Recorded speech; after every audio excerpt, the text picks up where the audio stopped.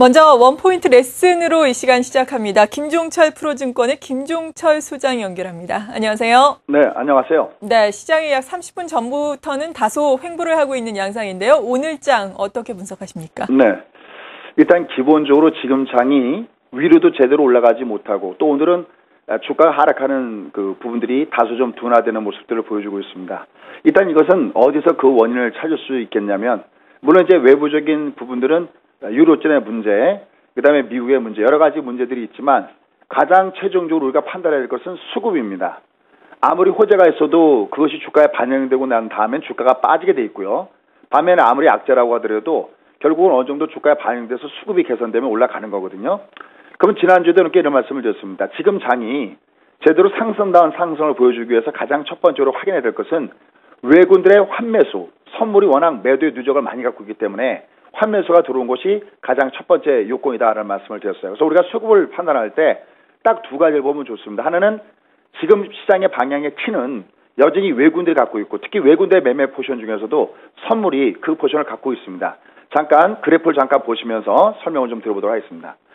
지금 현재 화면상에서 여러분이 보게 되는 것이 외국인들이 갖고 있는 포지션 쪽을 중심으로 해서 잠깐 좀 보여드리도록 하겠습니다. 보시면 외국인들 선물의 누적 매도 물량들이 아직까지 워낙 많습니다. 물론 최근에 외국인들 선물을 약간 환매수가 들어가고 있지만 지난 6월 22일 날 무려 16,000개를 한 번에 매도되었던 그것이 워낙 충격이 되면서 워낙 많이 갖고 있어요. 그래서 하단의 그래프의 모습을 보더라도 오른쪽이 주가가 상승하는 방향이고 왼쪽이 주가가 하락하는 방향인데, 왼쪽으로 올라갈수록 오히려 외국인들의 부분들은 이익이 누적으로 늘어나게 돼 있다는 거죠. 그래서 이 외국인들 선물 매도가 강력하게 환매수가 들어와 있는 것이 굉장히 중요하다. 근데 오늘도 아직까지 그런 모습을 보여주지 않고 있습니다. 그 다음에 또 하나, 내가 이런 걸 볼지 몰라더라도 시세가 무엇을 가리키는 걸 항상 보면서 매매를 해줘야 됩니다. 자, 이번에는 차트를 잠깐 좀 보도록 하겠습니다. 자, 이거는 어떤 부분이냐면 이런 부분이에요.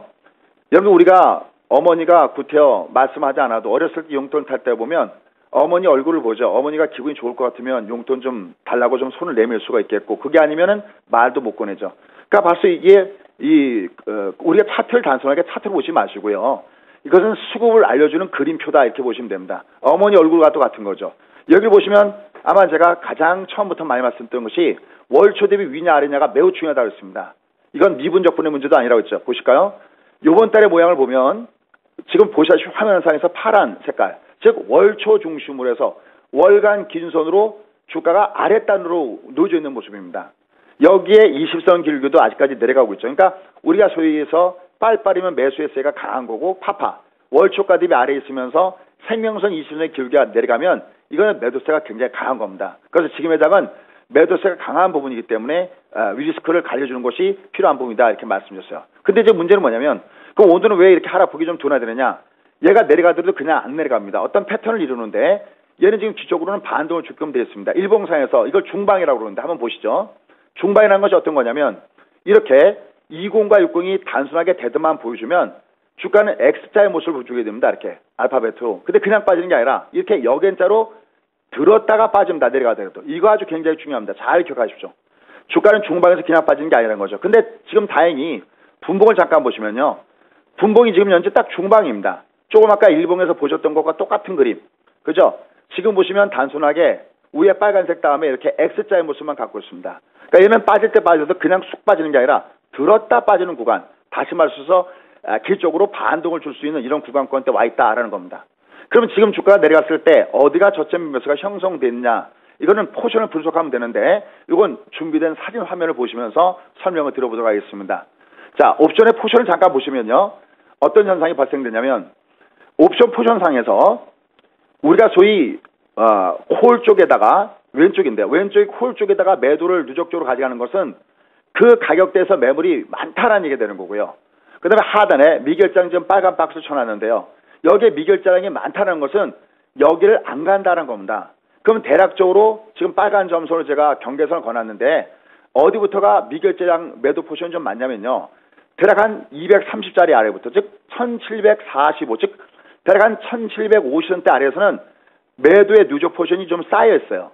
이건 뭐냐면 여기에는 내려갈 때 내려가더라도 한 번에 내려가는 게 아니라 기적인 반동을 줄 수 있는 구간이다라는 해석을 우리가 이렇게 시장의 메이저급들이 어떤 포지션을 취하느냐에 따라서 우리가 분석할 수 있겠습니다. 그래서 결론적으로 지금 매장은 일단 월봉상 음봉의 구간에 있고 일선의 길기도 내려가는 구간을 주고 있기 때문에 여기는 리스크를 관리해줘야 되는 구간이 바로 지금 이번 달입니다. 하지만 오늘 현재 주가 위치를 보면 얘는 그냥 수직으로 하락하는 게 아니라 들었다가 빠지려는 구간이니까 리스크 관리하긴 하되 들어줄 때 리스크 관리하는 것이 정석이다라고 얘기할 수 있겠습니다.